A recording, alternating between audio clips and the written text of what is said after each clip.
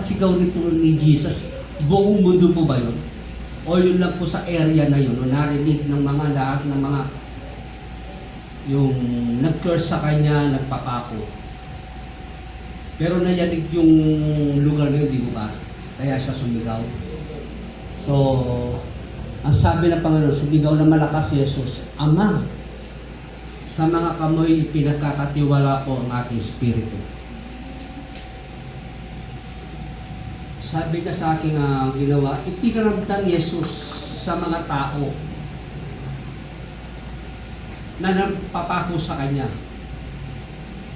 Kapatid, hanggang ba si Jesus hanggang pinapapako niyo po ba? Kung gumagawa tayong kasalanan, ay pinapapako para natin si Jesus. Kung talagang tinanggap mo ang Panginoon Jesus sa iyong buhay, sa iyong puso, dapat hindi na nakapako si Jesus doon. Dapat ikaw ang nakapako doon o ako nakapako. Kung gumagawa pa ako ng kasalanan.